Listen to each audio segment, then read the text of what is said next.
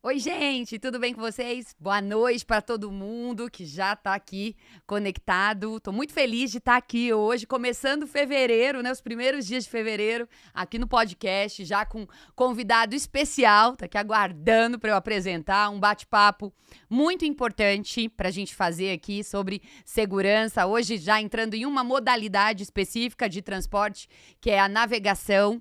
Antes de apresentá-lo, quero dar aqui alguns avisos enquanto a gente confirma, né, se todo mundo tá ouvindo no LinkedIn, no Instagram ou no YouTube. Melhor plataforma para vocês é sempre o YouTube, então se você estiver assistindo, migra lá para o YouTube. Quero conhecer as suas perguntas também. Você já chegou aqui com alguma pergunta? Deixa a sua pergunta para você interagir com a gente, esse bate-papo muito, muito legal. Pra gente começar, quero lembrar vocês, olha, tá na tela meu curso Sorte ou Capacidade. Esse também tá relacionado a uma modalidade na aviação. A gente usou o exemplo ali do que aconteceu na ocorrência do Rio Hudson. Eu estive em Nova York, toda a biografia ali do comandante Sullenberg, usamos pra gente poder construir esse treinamento pra vocês. Então, se você quer saber mais, clica aí, porque já recebemos muitos feedbacks de quem entrou, fez o curso. É uma experiência de aprendizado, sim, diferente de todos os treinamentos EAD que você já fez. Por quê? Porque nós estivemos lá, pudemos sentir ali a brisa do Rio Hudson no começo do inverno para contar para vocês essa história. E mais do que isso, dizer para vocês que não é com sorte, mas é com capacidade que a gente vence em segurança. E aí, posso agora apresentar para vocês o meu convidado e a gente seguir com esse podcast que para mim é muito importante. Bem-vindo, Rafael Mendes, aqui no nosso canal. Tudo bem com você? Tudo bem. Olá, pessoal. Andresa, obrigado pelo convite. Uma honra estar aqui com vocês hoje. Você que está conectado aí para acompanhar esse bate-papo conosco. Tenho certeza que vai ser um bate-papo muito rico. Vamos trocar muita coisa sobre cultura de segurança, os principais desafios para se promover um ambiente saudável e seguro. Que legal. Bom, a gente está na Flórida, gente. Então, o Rafael aceitou o convite de vir aqui interromper as férias para a gente ter esse bate-papo. Então, eu também agradeço você. E para a gente começar, Rafa, porque eu tenho certeza que a gente vai fazer aqui um bate-papo dinâmico. Já tô vendo aqui o pessoal fazendo aqui boa noite lá no YouTube. Que bom que você já se conectou com a gente. Então, vamos lá, Rafa. Conta pra gente, né? Eu queria que você se apresentasse, né? E já contasse como que você chegou né, em segurança. Uma profissional que atua em segurança, ou seja, uma carreira consolidada. Conta pra gente um pouco do caminho de carreira que você fez para estar hoje na navegação. Eu sei que você já passou por outros modais, mas conta aqui, que eu acho que é muito interessante a gente conhecer um pouco da sua trilha. Tá bom. Fazer um resumo rápido, né? Eu sou engenheiro eletricista, engenheiro de telecomunicações e fiz uma especialização em engenharia de segurança lá atrás, em 2006. E aí, desde então, eu rodei por diversos segmentos, tive a oportunidade de conhecer diversas culturas e sistemas de segurança, né? Passei por uma indústria de bebida, onde foi uma grande escola, uma indústria muito frenética, com ritmo elevadíssimo. Automação, construção civil, construção pesada, e depois fiz uma grande transição onde eu comecei a trabalhar com modais. Então passei pelo modal aéreo, pelo ferroviário, pelo rodoviário, e aí cheguei agora na navegação, modal aguaviário. Então fechei e completei o ciclo dos modais. Que legal. Então, assim, estamos conversando com alguém que tem autoridade para falar pra gente, e aí eu já quero trazer aqui uma pergunta para você. Quais são as principais diferenças que você percebe de maturidade da cultura de segurança entre os modais ferroviário, rodoviário, a gente agora no hidroviário, ou seja, que é o aquaviário, né, que vocês chamam? Conta pra gente essas principais diferenças. Vou trazer para você e para quem está ouvindo aí na rede, principal ponto. Em qualquer outro segmento, em linhas gerais, o trabalhador ele chega para trabalhar e volta para casa, seja no turno da manhã, no turno da tarde ou no turno da noite. Aí vem a principal diferença do modal aquaviário, porque todos ficam confinados naquele ambiente de trabalho. Então é uma jornada completamente diferente. Não tem aquele final do dia que você volta para sua casa com a sua família, independente do tipo da sua família, da tipologia. Você fica ali naquele espaço durante 14, 21, 28, 45, 60 dias. Então, a partir daí, esse início já é completamente diferente. Porque você acaba criando duas famílias. A sua família a bordo e a sua família em terra.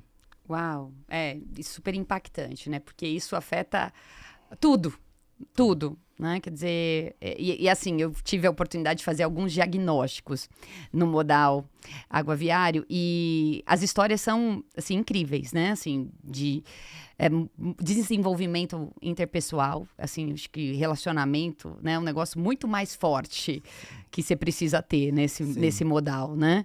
Quer dizer, você não vai embora, né? A gente vai ficar junto aqui, mas uns 15 dias, 20 dias.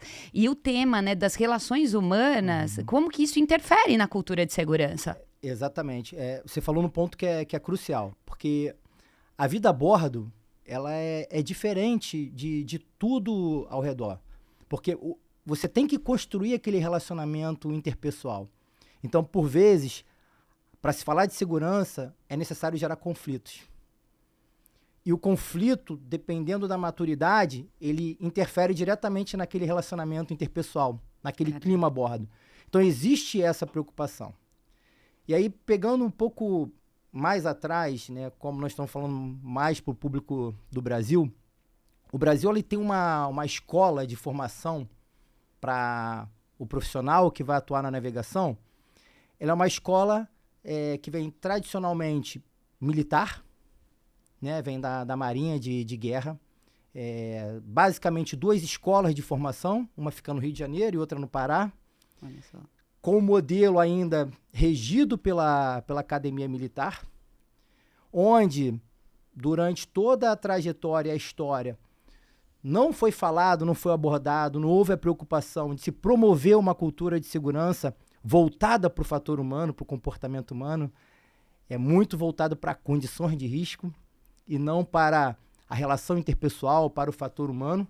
Então, o profissional já se forma e já chega naquele ambiente com aquela característica, com aquela linha de aprendizagem e com as suas crenças limitantes voltadas naquilo.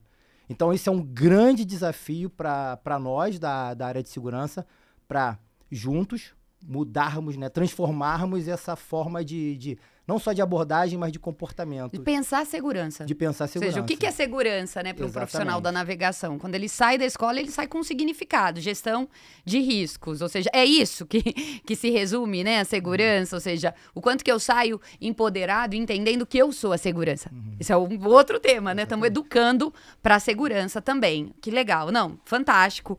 E aí, gente, alguma pergunta? Deixa aqui. Eu vou acompanhar o chat de vocês pra gente ter, ó, já disseram aqui pra gente, uma excelente noite de estudo. É verdade, estamos todos aprendendo, viu? Somos aprendizes. Agora, pensando nisso, quando a gente olha para o profissional de segurança que atua na navegação, o que ele precisa? Ou seja, o que você já enxerga de cara que é uma necessidade, olhando também, quer dizer, não é só a navegação, mas uma abordagem, né, não sistêmica somente, né, de processo, sistema, gestão ou de uma liderança, mas olhando de um modo holístico. Ou seja, o que a gente precisa ter como profissionais que vamos atuar na navegação, que você já percebe, que você fala, ó, quais são as características, né, não só technical skills, que a gente fala muito de capacidade, de habilidade técnica, de uma habilitação técnica. Não. Quais são as habilitações soft que nós precisamos trazer para a navegação, para que a gente possa contribuir, não só com a gestão de riscos, não, mas com essa transformação cultural? Então, outro ponto muito importante, né? Porque, em linhas gerais, as pessoas se preocupam com hard skills, né? Toda a parte técnica de formação. Importantíssimo. É premissa básica para o profissional de segurança. Mas a parte soft, ela é essencial. Em diversos segmentos, mas quando a gente fala da navegação, tem algo a mais. Por quê? Porque o profissional de segurança, ele tem que entender o lado humano de quem está a bordo. Do que aquela pessoa passa ao longo daquele ciclo de embarcado. Então, se não tiver essa característica de uma habilidade de comunicação, uma escuta ativa, e quando fala da escuta ativa, é a escuta ativa mesmo, é ter a habilidade de ouvir sem julgar. Sim. Para entender o olhar, a percepção de quem está do outro lado, né? Falando. Porque se você já parte para ouvir pré-julgando, aí não faz sentido.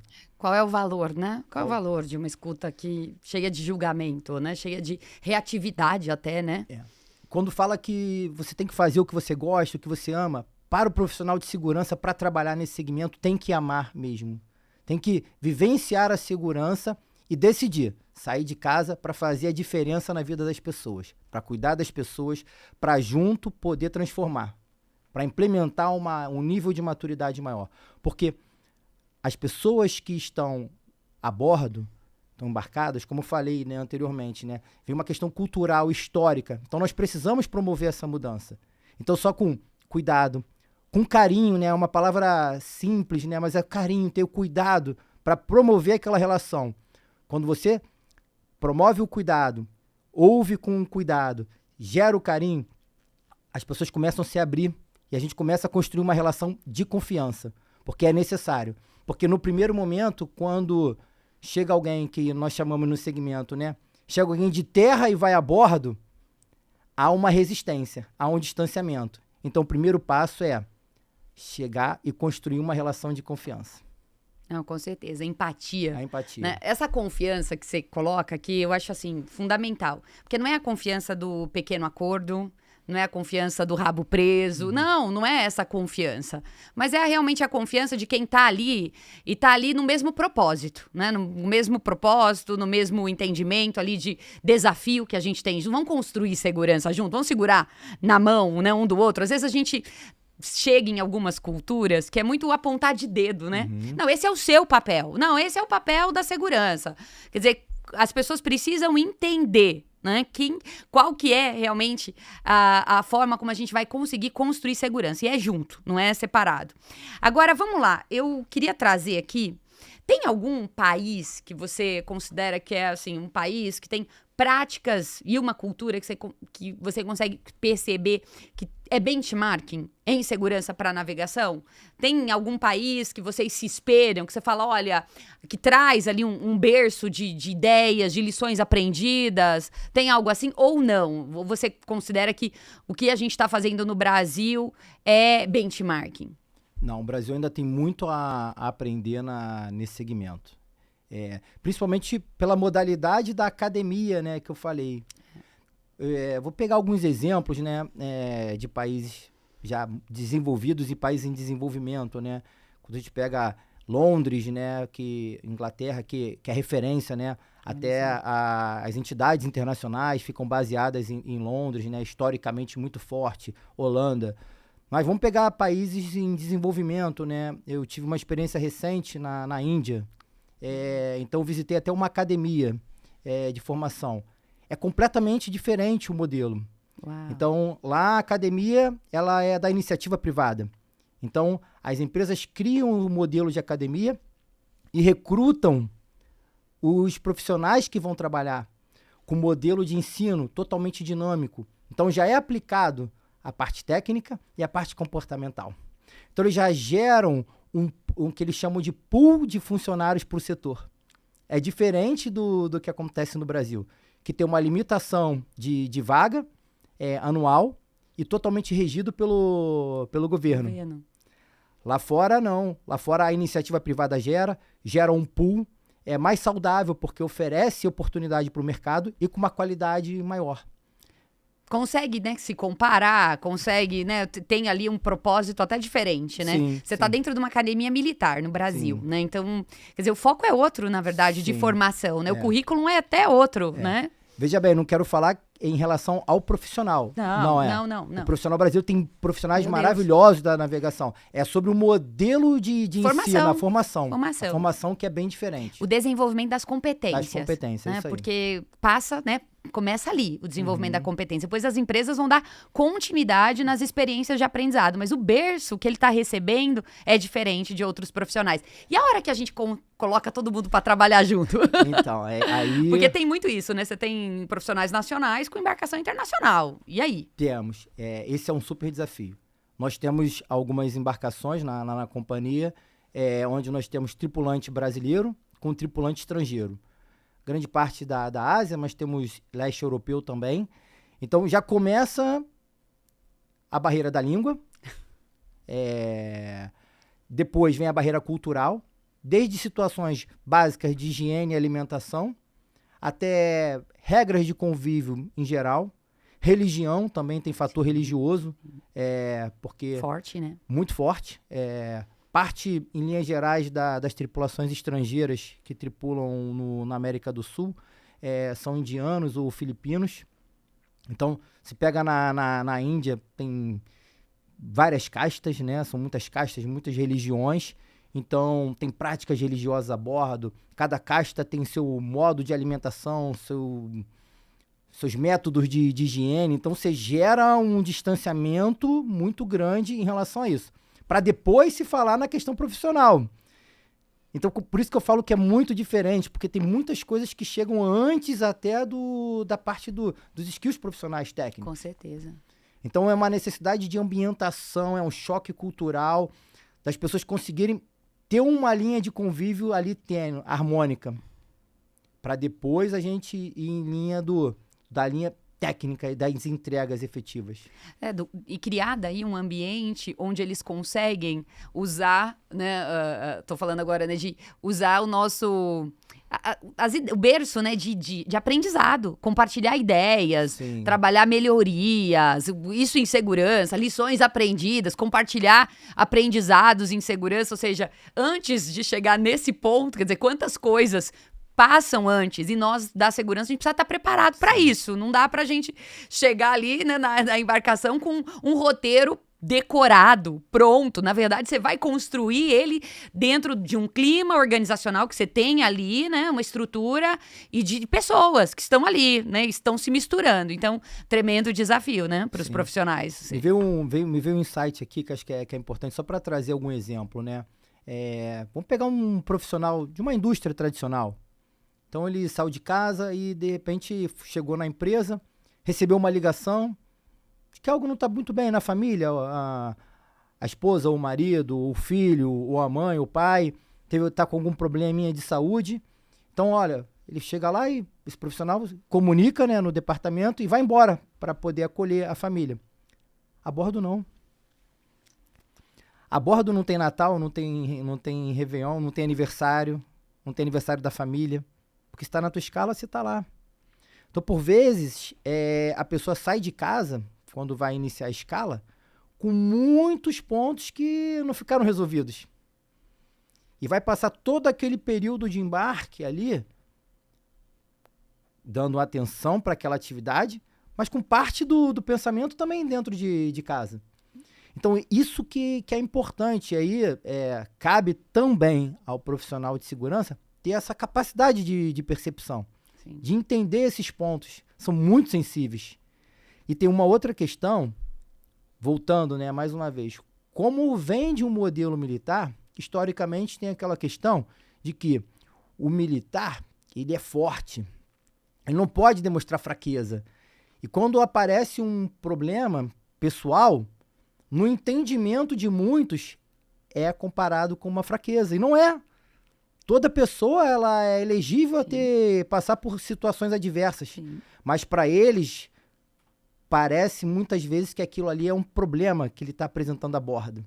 Porque tem uma autoridade, tem uma hierarquia. Eu não posso passar isso para o comandante, porque eu vou gerar um impacto na embarcação, para a tripulação. Então, acaba guardando e aquilo aí vai virando uma bomba relógio, né? Porque a pessoa vai ali até literalmente explodir. Ou cai doente, ou tem alguma adversidade. E por vezes tem a necessidade até de um desembarque emergencial. Ou seja, aquilo vai, né, se acumulando num silêncio, né, absurdo, sintomático. Não, perfeito. Ou seja, quantos, né, insights poderosos você está trazendo aqui, né, da necessidade de nós nos avaliarmos. Será que estamos prontos para atuar na navegação hoje? Se a gente olhar para a nossa escola da segurança, e não é só na navegação. Acho que a navegação tem, como todos os setores, né, as suas peculiaridades. Essa é uma humana, fundamental. Acho que a pandemia também deixou isso muito mais visível, né, como para outros setores também. Mas será que nós estamos prontos, né? Eu fico me questionando isso. Quanto que a nossa escola também da segurança tem muito a aprender para ofertar realmente o desenvolvimento que a gente precisa. A gente, como quarto país em frequência de acidentes, segundo em severidade, quer dizer, o quanto que a gente está pronto para trabalhar a segurança e num cenário também globalizado. Você sente muito mais isso. Essa globalização, com esse mix cultural ali. Quer dizer, antes da cultura de segurança, já chegou um monte de cultura ali dentro. Sim. Com tradições, com rituais, com crenças, até a própria forma como eles entendem a segurança, acho que, né, é diferente. Eu lembro, assim, né, eu vim de empresa global e... Guarda aí que a gente vai gravar na Índia, né? Tô aqui me preparando para ir para Bhopal, para gravar do acidente de Bhopal. A gente quer gravar um treinamento de lá. E eu me lembro que eu sentei numa mesa com alguns profissionais, a gente estava no encontro global de diretores de segurança, e eu tava com uns colegas indianos, né, veio da Índia, da China e tal, e eu questionei pra eles, falei assim, olha, gente, me conta um pouco, de como que é a presença desse acidente pra vocês, porque no Brasil a gente tem presença de acidentes, a gente tem a presença do acidente na Boate Kiss, a gente tem a presença muito forte do acidente de Brumadinho, de Mariana. Então me conta de vocês, né, como que é essa presença desse acidente, como que isso aparece, né, vocês mantêm isso, esses aprendizados vivos nas escolas e tal. Andresa, desculpa, já foi isso. Ou seja, né, são 15 mil pessoas que perderam a vida ali, mas assim, isso não é presente. Não é tanta coisa que acontece, tem tanta coisa mais importante que isso acaba que a gente nem discute muito. Então eu fiquei pensando, quer dizer, a própria visão, né, o valor da vida. O valor da vida. A gente fala disso no Brasil, mas em outras culturas, o quanto que isso também, a hora que você mistura tudo isso, será que nós estamos preparados para apontar essa cultura de segurança genuinamente? Ou a gente também precisa se permitir aprender mais, se desafiar mais? Então, eu fico com isso e eu queria te fazer uma pergunta. Ou seja, ao longo dessa carreira, tantos modais, um aprendizado de segurança para você compartilhar aqui com a gente? São muitos aprendizados, né? Eu falo, até converso com outros colegas que a cada dia é um aprendizado. É verdade. Você para conversar com um colega de trabalho, ali surge algo que você nunca havia pensado. Mas para mim, em linhas gerais, um aprendizado que serve, eu creio que para qualquer segmento. Antes de tomar alguma ação ou fazer algum julgamento, ouça. Profissional de segurança precisa ouvir. Porque você pode chegar achando que está certo para tomar determinada ação, uma atitude, e você está completamente errado.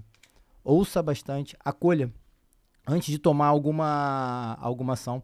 Se chegar num local pela primeira vez para fazer um diagnóstico, para fazer alguma avaliação, alguma inspeção, observe primeiro ao redor. Acho que esse que é o principal aprendizado, que nós não somos donos da verdade, né?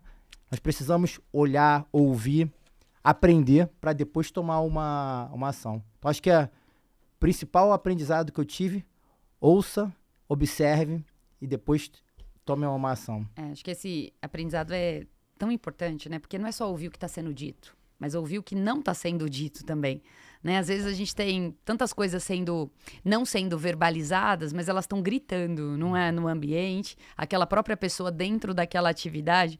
E será que nós estamos, né, com o nosso olhar aguçado para a gente poder ouvir? Ou será que a gente está míope, muitas vezes, né? A gente está míope com a nossa visão, os nossos ouvidos estão tapados para a gente ouvir.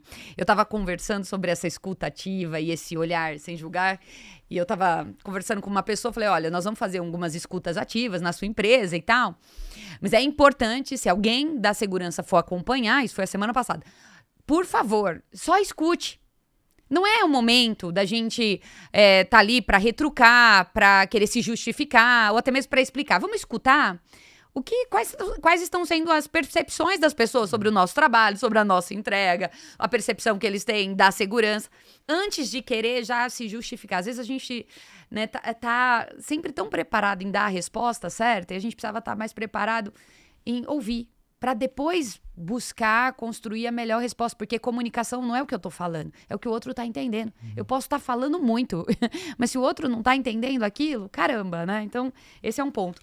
Queria falar para você, né, ainda voltando para os desafios da navegação, onde que você enxerga, pensando lá na curva, né? Pode ser Bradley, pode ser a Hudson, né? No modelo Hearts and Minds. Mas se a gente pensar em maturidade cultural nossa na navegação, olhando para o setor como um todo, onde que você enxerga que nós estamos? Acho que no nível burocrático. Pelo perfil da formação. E em linhas gerais, o burocrático para a turma que está a bordo. Por conta da formação. São muitos procedimentos, né? E pelo modelo de ensino, são necessários que se cumpram os procedimentos, né? Até por uma questão de salvaguardar a vida humana e principalmente de quem está a bordo. Então, são burocráticos nesse sentido. Mas o ponto de maior atenção que eu percebo é para quem está no staff, né? Quem está na retaguarda, que eu acho que é até um nível mais baixo em geral. Quando a gente tem essa percepção que quem está fora daquele ambiente ali de bordo, por vezes não tem a noção, a relevância do que é o tema para quem está embarcado, que é a atividade fim, né, das empresas, do setor. Consegue dar até a prioridade, né, para os temas que estão, né, que as pessoas estão levando, é isso? Isso. Acho que o tema para o segmento, né, para o setor, por ele não vir da... O tema segurança é difícil, porque ele não vem do ensino infantil, né? Não vem da pré-escola, do ensino infantil. A criança entra na escola, passa toda a sua formação infantil, aí vai para o ensino fundamental, vai para o ensino médio, vai para o ensino superior e não ouve falar nada de segurança, de cultura, de prevenção. E depois termina a formação, vai para uma empresa e a partir daí começa uma avalanche de informação. Cada empresa com seu nível de maturidade diferente, passa uma informação diferente. Então, aquilo ali gera uma confusão mental. E para quem entra na área mais operacional, acaba absorvendo por necessidade burocrática. E para quem entra geralmente na parte administrativa, aquilo ali é uma chatice, né? Entre aspas. É difícil de falar, é ruim de falar, mas é realidade. Porque as Ele pessoas, não vê sentido. Eu não vejo sentido nisso, eu tenho que me preocupar com muitas outras coisas. Seja parte financeira, administrativa, de supply, de dar apoio em alguma interface. E o tema ali da segurança acha que não é dono. Acha que quem vai fazer a segurança é o time lá de segurança. Não. E esse é um tremendo de um desafio que você está trazendo, né? 2, na verdade, né? O primeiro é o staff, né? São as áreas administrativas. Eu estava terminando um livro, né, sobre 100 objeções de segurança, né? Mas ele está já em impressão. E uma das objeções que eu mais escuto pro time que tá ali no staff ou no administrativo, que ele diz o seguinte: aqui não tem risco, né? Caramba, né? O cara que tá lá, ele tem que se preocupar com a segurança. Isso não entra na minha agenda, alguém tá cuidando disso, né? E aqui na nossa área não tem. Então ele tá às vezes contratando um serviço, fazendo um planejamento de uma atividade, conversando sobre um projeto de expansão, um novo cliente, um novo atendimento, mas ele não tem ainda a mentalidade da segurança, ou seja, ele tá longe da segurança. Então esse é o primeiro desafio que a gente vê muito forte, ou seja, os perigos e riscos estão lá para quem tá operando. E aí quem tá perto do risco, muitas vezes também não sente esse empoderamento, ou seja, a segurança tá a cargo de alguém. Então esse é o primeiro ponto. O segundo é quando a gente chega para ler um diagnóstico. Eu vou dizer um negócio aqui para vocês. Semana passada a gente estava fazendo algumas leituras de diagnóstico e as pessoas me questionavam, falavam assim: nossa, mas Andresa, no questionário lá o pessoal falou que a gente era mega proativo ali. E aí você vai ver as posições que mais colocam a gente num nível proativo, sustentável, são as posições que estão mais longe da operação. Ou seja, a sua percepção comprovada agora, né? Quer dizer, a miopia. Quem tá perto enxerga, mas e de longe? Quando eu tô longe, às vezes eu trago uma percepção que tá tudo bem, que tá tudo funcionando, né? E aí eu vou fazer uma provocação para você. Como construir essa cultura alcançando essas áreas? Esse, né, no caso da navegação, o staff, no caso de quem tá ouvindo a gente que não é da navegação, no administrativo, alguma experiência para compartilhar aqui com a gente? Tem. Eu vou pegar uma experiência que isso me marcou muito. Eu vou usar até um outro modal. Foi um modal rodoviário. Da mesma forma que eu cheguei na navegação, estou indo para o 3º ano na navegação. Eu também cheguei nos outros modais sem conhecer a estrutura, né?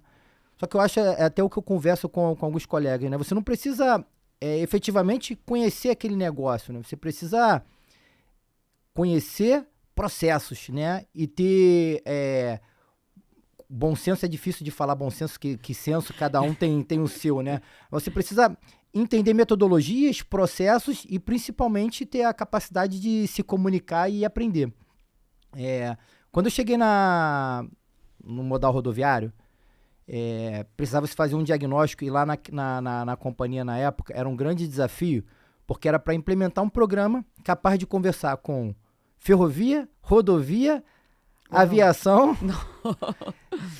eram todos os modais ali, exceto da navegação.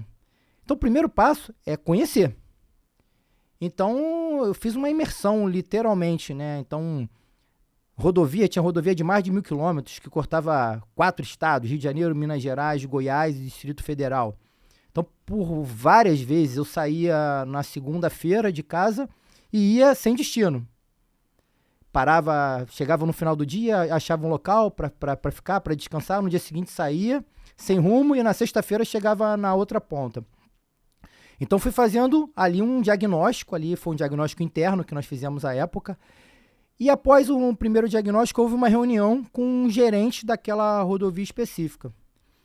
Então, um gerente, né, quando eu fui apresentar, eu falei: olha, no meu entendimento aqui, nós estamos na curva reativa. Nossa, ele pulou alto, né? Aqui nós não estamos dessa forma, nós somos aqui sustentáveis, aqui nós apontamos isso e trouxe. Eu falei: pô, eu gostaria de trazer 2 exemplos que eu presenciei ao longo dessa semana. Então, eu trouxe. Aí ele deu uma esfriada. E na mesma semana, uns 2 dias depois, era o lançamento do programa naquela rodovia. Então, aquela fase daquele diagnóstico, aquela reunião com o gerente de staff, fazia parte do pré-lançamento. Quando nós chegamos no lançamento, né, do programa, na abertura, estava a superintendente da rodovia, né? Então, ela iniciou na abertura. E antes dela, ela ia passar para eu falar um pouco, ele pediu a palavra. Eu falei: nossa, o que vem agora?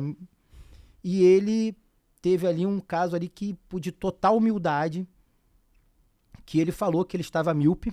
Uau.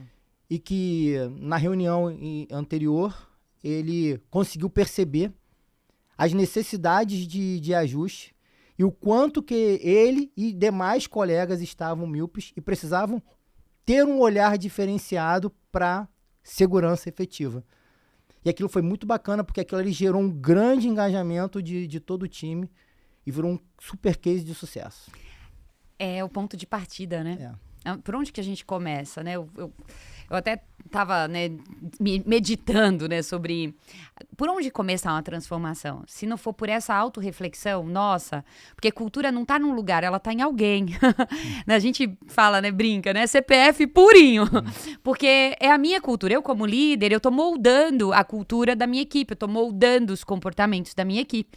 Agora, imagina se ele não passa por essa reflexão. E aí? O que acontece, né? Então, a necessidade do líder ter esse momento. Ele pode, sim... A gente passa, né, na gestão de mudança, né, por essa questão da reatividade, da negação, né? É fase. Você está transformando a cultura, isso também vai acontecer. Você vai sentir ali uma negação no primeiro momento, mas não pode permanecer ali. Aquilo é parte da curva de aprendizado e tudo mais. Eu vou te contar que vivi algo semelhante, né? Tava eu com uma outra consultora apresentando um diagnóstico, um modelo online, a gente estava no Teams, alguns anos atrás, e isso me marcou. E ali, um diretor muito reativo, assim, eu não estou no burocrático. Foi, não, como que você me considera burocrático? Porque o burocrático, gente, ele parece ser tão seguro, não é verdade? Ele engana muito a gente, no sentido, assim, de que parece que você está consolidado. O problema, gente, é que parecer não significa ser. E esse é o tremendo do desafio do burocrata, é ser. É você realmente ter isso encarnado. Esse é o desafio, é ter isso encarnado. Porque às vezes os números, eles dão uma aparência, sabe, de que, uau, né, são tantas observações comportamentais, são tantas caminhadas de segurança e tal. Então ele parece que é seguro, né? Mas ele ainda não é. Então, assim, é aquele verde, que não é verde, ele ainda é um verde meio melancia, né? O pessoal gosta disso. E ele, tipo, desqualificou ali naquele primeiro momento. E aí a gente fez a entrega. 2 anos depois, me lembro, me procuraram. Ele entrou no call junto com a equipe para me procurar, para falar de um outro projeto e tal. E ele me pediu desculpa. Na verdade, eles estavam voltando a me contratar porque tinham tido uma fatalidade. Ou seja, um técnico de segurança tinha sido atropelado por um equipamento. Então, assim, ele falou, olha, a gente não quis acreditar naquele primeiro momento nisso. Eu queria te pedir desculpa, foi difícil digerir isso. Mas mais difícil do que digerir isso é agora encarar essa situação que a gente está encarando. Então, humildade, né? Como é fundamental a gente ter humildade para poder entender que quanto que a gente ainda precisa melhorar.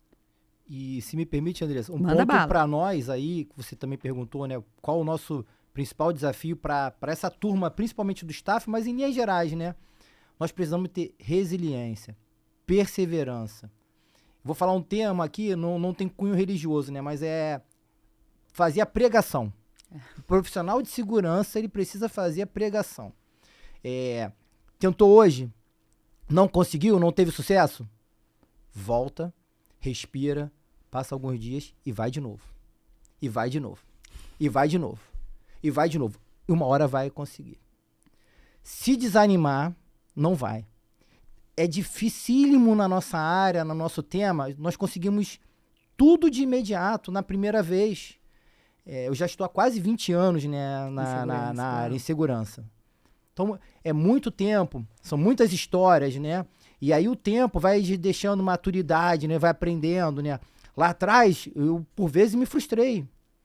Só que eu refleti, eu conversava com algum outro colega, falei, não posso desanimar, porque se eu creio, se a minha crença, se meu propósito é contribuir para cuidar das pessoas, para transformar o mundo, para fazer o mundo melhor, para fazer com que as pessoas entram e saiam dos ambientes de trabalho de forma saudável e segura, eu não posso desistir.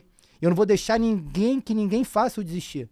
Então, é a reflexão, é colocar tua cabeça ali para pensar, relaxa e volta e tenta de novo. Em algum momento você vai conseguir. Cada empresa tem seu tempo, cada segmento tem seu tempo, mas uma hora vai acontecer. Agora precisa de nós, sem desanimar. Nossa, perfeita a sua fala. Você foi falando, eu fui anotando aqui, né? Assim, alguns insights que você trouxe ali. Primeiro, qual é o propósito? Ou seja, você tá em segurança por conta do holerite, vou falar que isso nunca vai ser suficiente. Mas a força do propósito faz as coisas serem suficientes, né? Eu lembro de alguns momentos eu me frustrar na minha carreira. E eu me lembro de um líder que eu tive, né, um vice-presidente, e lá na Argentina ele me deu esse conselho. Ele estava me dando um feedback, e aí eu perguntei para ele, e diante disso, o que você me diz? Ele falou assim, deixa o seu trabalho falar por você. Desde então, assim, eu deixo o trabalho ele fala. Aquilo que a gente faz, gente, as pessoas não esquecem. A Leia esteve aqui, né, ela falou assim, vão te procurar, né, porque você sabe fazer. Então, deixa as pessoas te procurarem, deixa o trabalho falar. Às vezes a gente quer falar antes do trabalho, antes do resultado. Então, é importante deixar o trabalho falar. E aí você falou que, por vezes, você se frustrou, volta e acha outro caminho, né? Não apresenta tudo de uma vez. E a Leia falou isso aqui também, eu queria lembrar, né? Ela falou assim, olha, às vezes você junta tudo, todas as necessidades de segurança. E você vai ter que fazer um estudo, né, de priorização. Queria, né, você que ocupa uma posição de liderança em segurança, trouxesse isso pra gente. Você entra e sai de reunião, você tem que negociar o tempo todo. E aí, uma dica, um conselho, uma orientação? Então, esse ponto é interessante. Primeiro, você tem que saber qual o ambiente que você está transitando naquele momento, né? Eu já tive diversas experiências, né? De conversar com o conselho de administração, de conversar com a diretoria, da mesma forma que conversar com o chão de fábrica.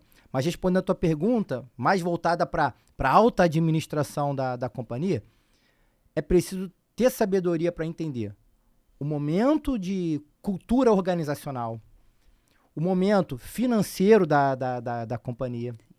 Porque às vezes você trabalha numa empresa, numa companhia que ela está alavancada, ou está com uma dívida grande.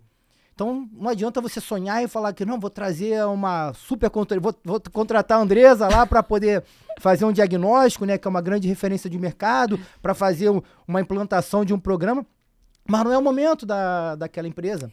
Eu já vivi tudo isso. Então você tem que criar uma solução interna ali. Então o primeiro ponto é a tua capacidade de percepção de qual ambiente que você está. O segundo ponto é entender como é que é o nível de formalidade da alta administração daquela companhia. Tem organização que também tem um modelo hierarquizado, né? Que para você chegar tem que ser tudo programado, com hora marcada.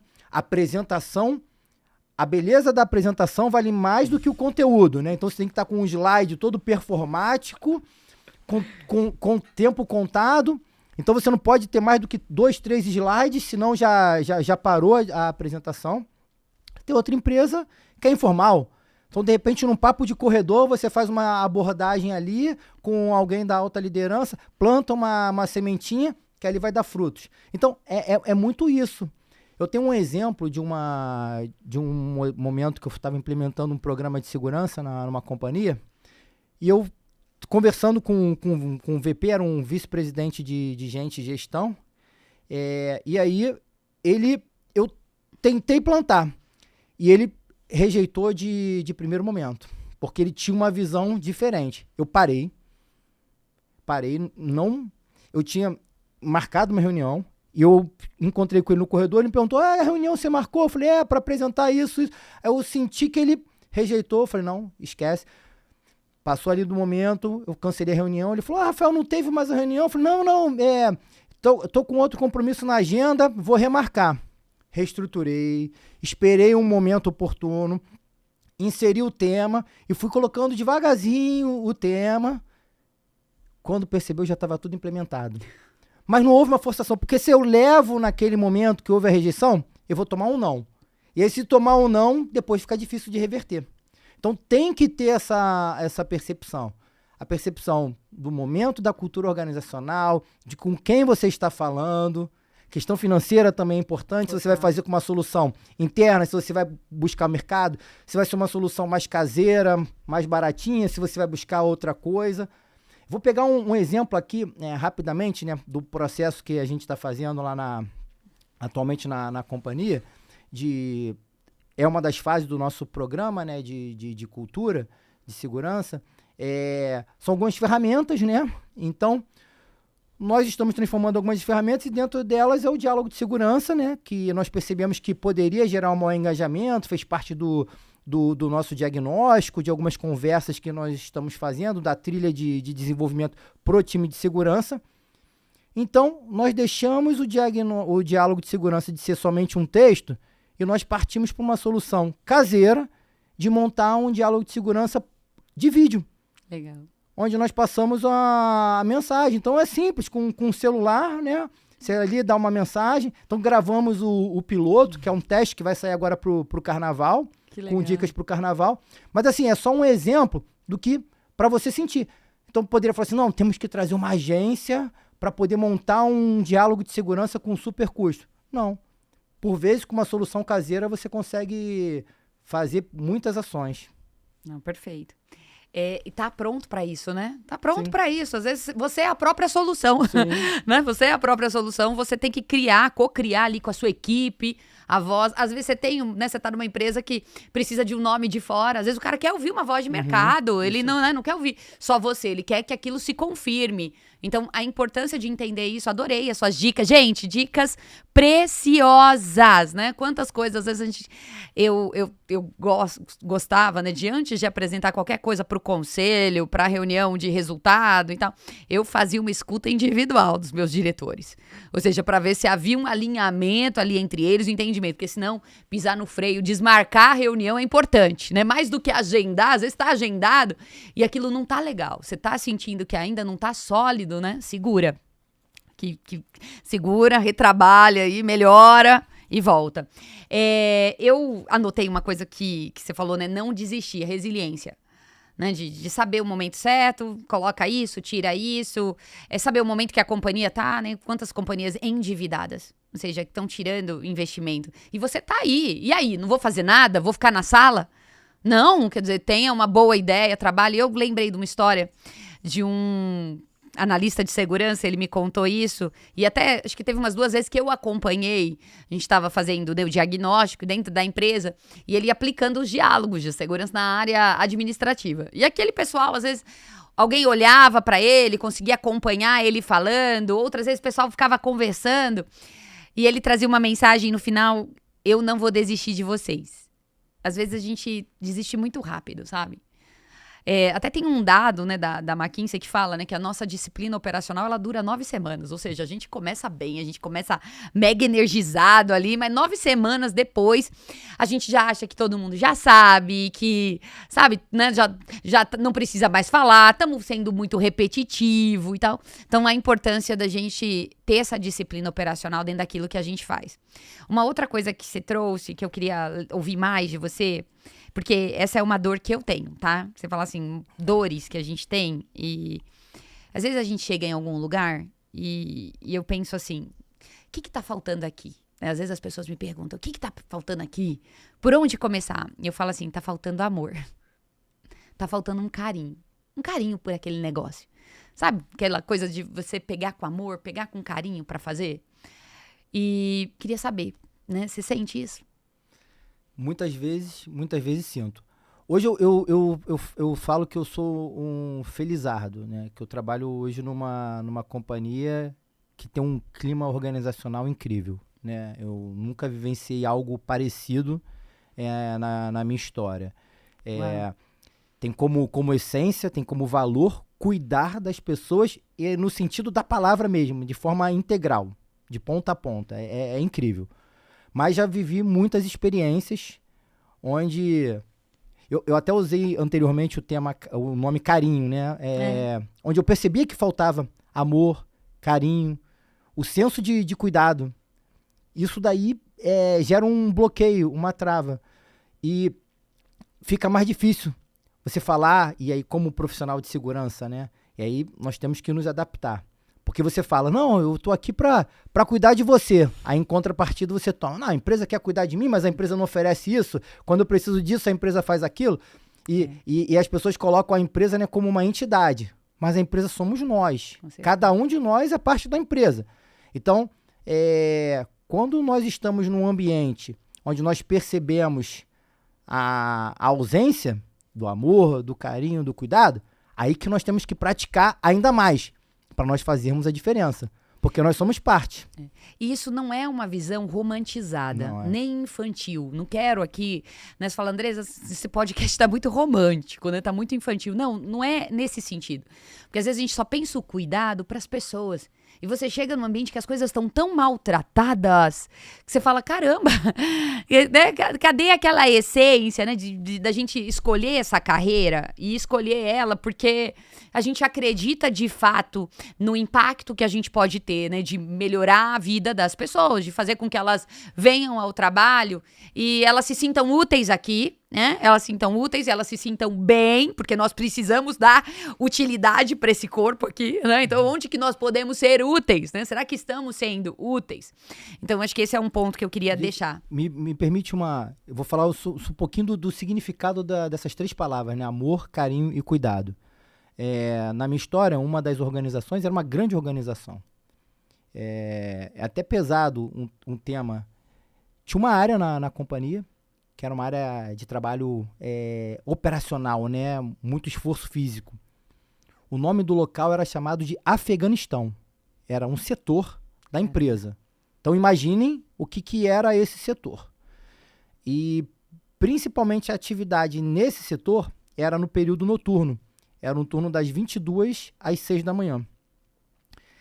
Então, as pessoas já iam para o posto de trabalho já com uma energia negativa. Com certeza.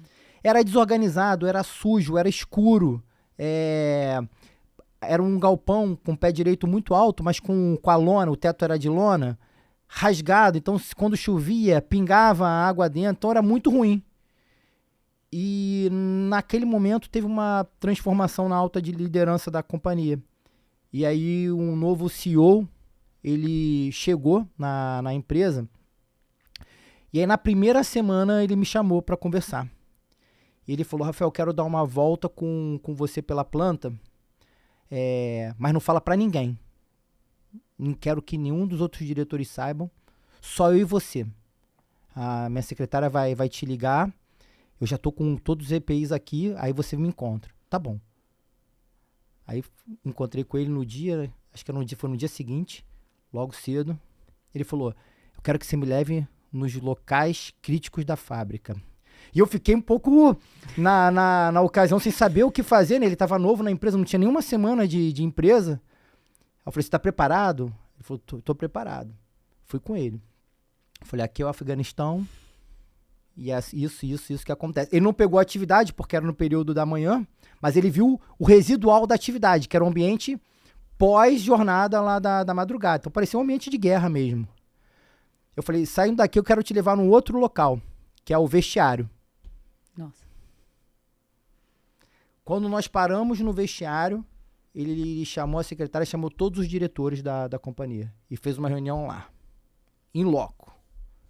Aquele momento ali foi uma das principais transformações que eu presenciei até hoje. Porque ele colocou todo mundo ali numa zona de total desconforto e deu um prazo de 30 dias para se mudar aquilo ali.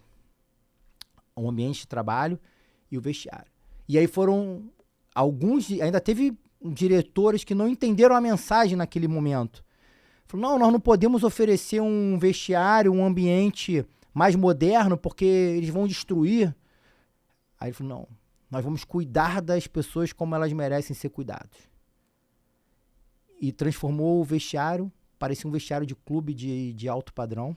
O galpão com iluminação adequada, com ponto de hidratação. No verão tinha hidrotônico, que era feito lá de forma caseira. Um ambiente limpo.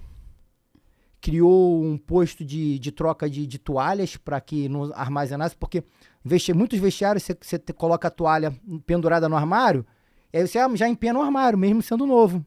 Então ele criou um sistema de coleta de toalha na hora. Ninguém quebrava mais nada. As pessoas mudaram a forma de agir. Então, o amor, o cuidado, ele é necessário. Eu vou pegar um outro exemplo, que aí já passando para o usuário, saindo do posto de trabalho. Vou pegar um exemplo do Rio de Janeiro. O Rio de Janeiro, as pessoas utilizam o trem da Supervia. Vão com a porta aberta, forçam a porta, jogam lixo no chão, cospem no chão, jogam a guimba de cigarro no chão. Sai dali e vai pro metrô. Não fazem nada disso. É porque o ambiente transforma, o seu meio ambiente, o seu entorno transforma. Total. Porque é um local que tem ali cuidado, tem uma presença ali, então transforma. Então a mesma pessoa que ela tá no local, ela tem um comportamento inadequado, ela muda de local, ela muda o seu comportamento. Não, e aí você traz, né, o contexto, quanto que o contexto influencia, né? Quer dizer, vou começar pelo contexto. Ele é símbolo, né? Ele é um artefato visível, né? Ele tá o tempo todo influenciando o nosso padrão de comportamento. Então, perfeito. Agora, a atitude, né, do CEO, né, assim, que é genuína, sim, né, de, não, vamos fazer a reunião aqui, já chama todo mundo e vem pra cá. Por quê? Porque a gente tá falando de Maslow, né, a gente tá falando de dignidade, né? Tem tantas situações em segurança que do que nós estamos falando aqui? Nós estamos falando de dignidade. Então, muitas vezes, né, eu até coloco isso nos meus conselhos de caminhadas de segurança.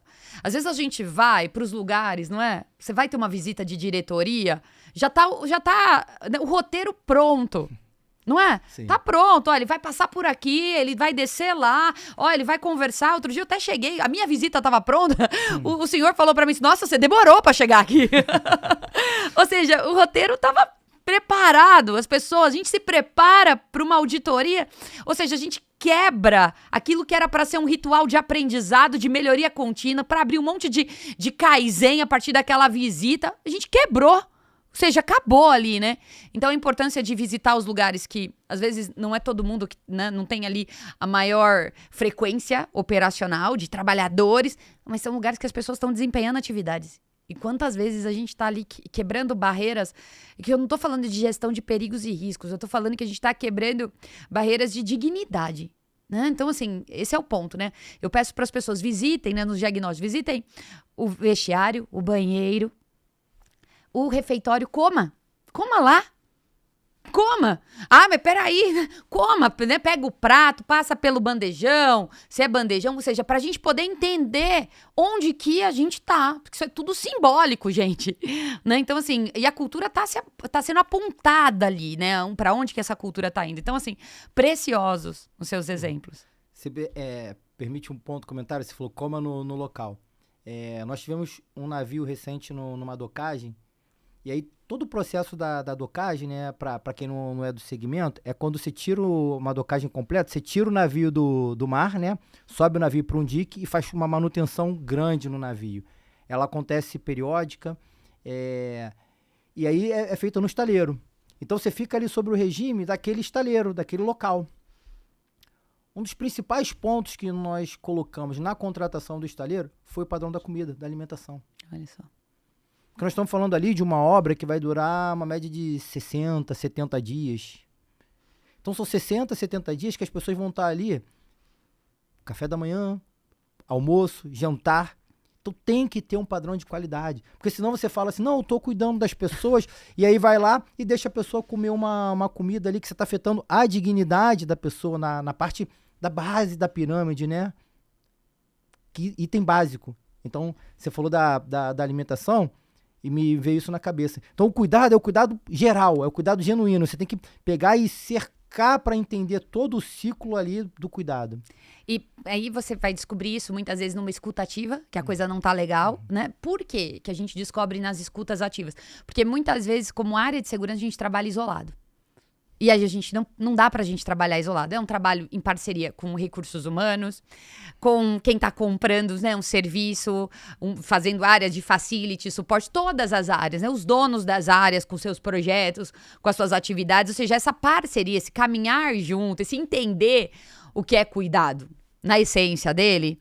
Você vai ver que você vai deixar as pessoas mais felizes no ambiente de trabalho. Não é verdade? Uma pessoa feliz, quanto que ela produz melhor, né? Só a gente pegar ali as pesquisas da Gallup, né? Você tem dúvida se a felicidade afeta o ambiente de trabalho? Vai lá na Gallup. A Gallup sempre traz isso, né? A importância da felicidade no ambiente de trabalho, de um ambiente seguro psicologicamente, que a pessoa sinta que ela está sendo cuidada de verdade, que ela é importante.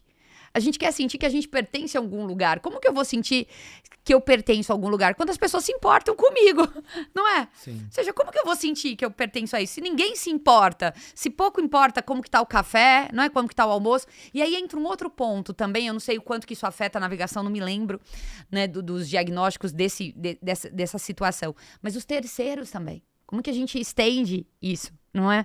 Eu me lembro de um diagnóstico que não era em ambiente de navegação, que no grupo focal de terceiros, sabe o que se evidenciava? O que a gente gostaria? A gente gostaria de tomar o café da manhã que eles tomam.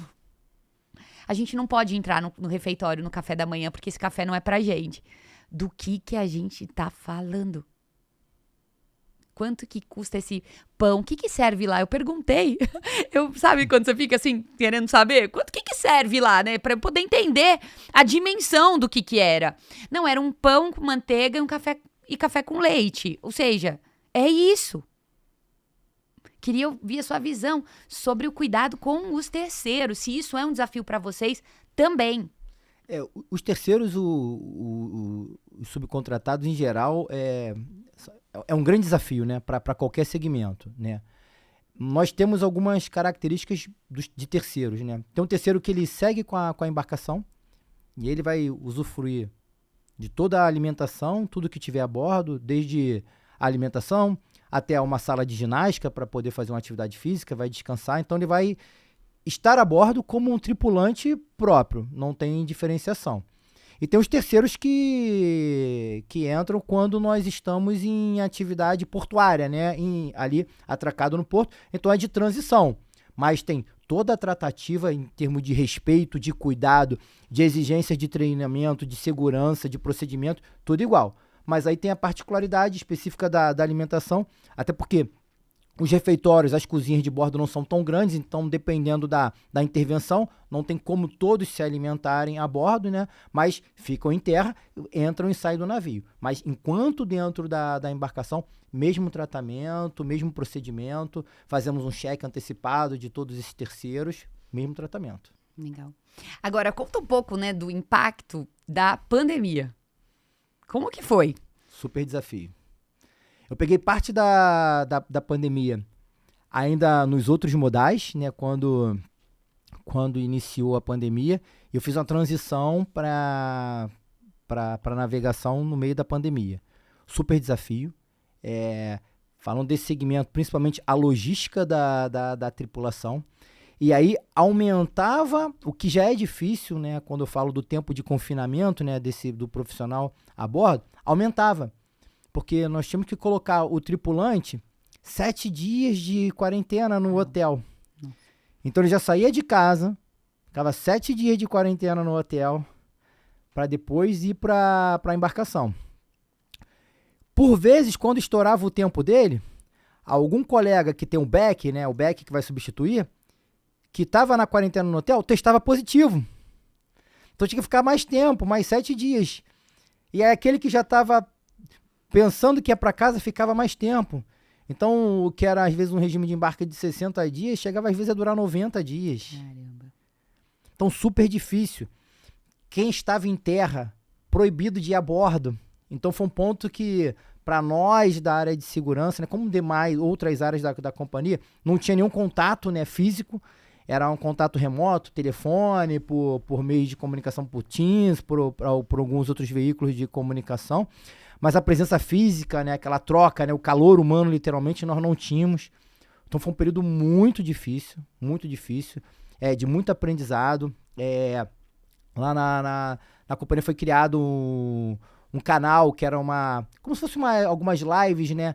Mas não era com tema específico. Era um canal de bate-papo, né? Que o time de gente criou para poder estar mais próximo ali no pré-embarque ou para algum tripulante que estava a bordo que quisesse trocar uma ideia, se sentir acolhido naquele momento tão difícil, né? Foram alguns meios que foram criados, mas foi desafiador. Não tivemos, em linhas gerais, embarcação em quarentena, só na reta final, que foi uma embarcação estrangeira, que aí é mais difícil ainda, que é quando a Anvisa colocava a embarcação em quarentena sem poder embarcar e desembarcar ninguém. Eu conheço outros colegas de outras companhias que tiveram esse problema aí, que deve ter sido mais difícil ainda. Algum aprendizado, alguma inovação que vocês fizeram, que vocês trouxeram até hoje, que vocês viram que, uau, funcionou bem, e aí, assim, segue até hoje esse canal, essa forma de atuação, tem algo assim que você se lembra, que você fala, olha, a gente continua aplicando nesse formato? Que foi de aprendizagem da pandemia? Acho que os veículos de comunicação à distância, né, em linha geral, acho que a pandemia foi um divisor de águas. Antes se usava pouco ferramentas, né, Teams, canais de comunicação. É verdade. Hoje, muito mais. Houve uma melhoria, também foi uma curva de aprendizado para melhorar a disponibilidade de internet, de tecnologia a bordo, para melhorar para os marítimos. Então, houve uma melhora e aí aumentou e melhorou o nosso canal de comunicação com o bordo. Legal. Alguma história marítima, assim, que você ouviu? Porque a gente escuta, né, tantas coisas, né? Eu, nos diagnósticos, assim, 30, 40 anos, né, pessoas que deu a volta ao mundo, assim, aquela conversa, eu ficava, né, às vezes viajando ali. Não, quantas vezes eu dei a volta ao mundo, né? Porque esse é um dado muito importante, né, dos marítimos. 12 vezes, 7 vezes, uau! Né, que inspirador. E aí eu perguntava, e como que era? Não, tinha região que eu passava, que era sempre tudo escuro ali, ou tempestades que eu enfrentei, né? Teve um que falou pra mim que levou a esposa, ela também embarcou nas viagens e tal. Eu falei, nossa, assim, são desafios familiares, né? Tantas coisas interessantes. Algo que você escutou, que você ouviu, que você falou, uau, Andrés, isso me marcou? Não, são muitas histórias mesmo. No passado tinha uma história, né, que os marítimos levavam as famílias para bordo quando faziam viagens de longo curso para outros continentes, 50, 60 dias, então acabava levando a família para bordo. Mas me marcou algumas histórias aí que eu já ouvi de tripulantes passando pelo mar na região da África, né? Tem algumas regiões lá com piratas. Eu ia falar sobre isso também. Tem algumas regiões com piratas, inclusive tem um filme aí famoso, aí, o Capitão Philip, que é com Tom Hanks, que retrata uma história real de uma companhia até super famosa do segmento, um sequestro, né, de piratas. Então tem uma região ali que ela é cercada por piratas. Então tem algumas histórias aí que são marcantes. Porque eu fico pensando, tem todo um cenário de preocupação, uma série de atividades que são do dia a dia do marítimo e ainda tem a necessidade de preocupação adicional com a antipirataria, né? Porque eu não sei para todos, assim, possivelmente não vão saber, quem não é do segmento, tem uma série de medidas de controle preventiva. Tem concertina, tem um jato, canhão de água, tem um sistema de foguetes, uma série de pirotécnicos e tudo para poder fazer a defesa da embarcação em áreas de pirata. Tem que trancar diversos compartimentos para evitar que alguma pessoa de fora adentre na embarcação. Então deve ser muito tenso navegar em algum local desse. Com certeza. Nossa, muito legal, né, gente? O pessoal participando aqui, tá, Rafa? Falando assim, olha, muito bom. Parabéns, Rafael, grandes aprendizados. E pra gente fechar, estamos indo aqui pros minutos finais. Rafa, 2024, começando, vai. E aí, qual é o plano para 2024? Algo que você quer fazer, que você vai deixar aqui para todo mundo, algo que você tem feito, reflexões que você tem feito, que você fala assim, eu quero compartilhar, porque eu acho que vale a pena para nós, profissionais da segurança. Então, 24 de fevereiro, início de fevereiro, né, tem muito ano pela frente. Eu acho que, para reflexão nossa, vamos viver o aprendizado de cada dia. Vamos viver praticar a segurança de forma a cuidar literalmente das pessoas, né? Mais uma vez, não sendo repetitivo, com a escuta ativa, vamos entender quem está do nosso lado, vamos entender o nosso cenário. Só assim nós vamos conseguir promover uma transformação. Eu aprendi um termo com a Andressa, que é a transformação. Porque às vezes você fala assim, vamos fazer uma mudança, vamos mudar aqui ou não. Ela não é sustentável. Nós temos que transformar o ambiente. Uma verdadeira cultura, uma maturidade, ela tem que ser transformada. Porque os gatilhos dos hábitos das nossas crenças limitantes, eles vão e voltam. É verdade. Então, somente quando nós transformamos de forma genuína que algo vai acontecer de forma sustentável. Então, nós temos que praticar diferente. A leitura, acho que a leitura é importante, Muito. né? Leitura para adquirir conhecimento. E para nós da segurança, vamos sair só do técnico. O técnico é importante, mas só no técnico nós não vamos fazer diferença. A gente é engenheiro de gente, Isso. né, gente? Técnico de gente, é com pessoas, né? Para pessoas, por pessoas que nós estamos aqui. Eu tomei essa decisão, até eu não falei no início, né? Antes de eu me formar em engenharia, eu sou técnico em eletrônica. Uau! Sou técnico em eletrônica, legal. engenheiro eletricista e de telecom. Então eu só trabalhava com 0 e 1. Super bacana, eu tive uma formação precoce, eu vivi grande parte do meu início da jornada. Só que eu decidi lá em 2005 que eu queria ser engenheiro de gente, que eu não queria trabalhar no 0 e 1. E quem está nessa área tem que decidir a cuidar de pessoas. Profissional de segurança que não gosta de gente tem que refletir. Então você tem que gostar de pessoas, é o primeiro passo. Total. Para cuidar de pessoas, você tem que gostar de pessoas. É isso aí. Nossa, perfeito. Muito, muito obrigada. Excelentes as reflexões. Aprendi tanto aqui hoje, espero que vocês também, né, me permitir aqui, assim, que gostoso esse bate-papo. Obrigada mais uma vez. Desejar pra você mais um restinho de férias aí com a família. Curti bastante e um excelente ano. Valeu mesmo. Obrigado, agradeço mais uma vez, Andressa, o convite. Agradeço você que está aqui nos ouvindo. Espero que possamos ter trocado aí, compartilhado e mais um dia de aprendizado aqui. Com certeza. Gente, obrigada. Boa noite pra todo mundo. Até Boa mais. noite. Tchau,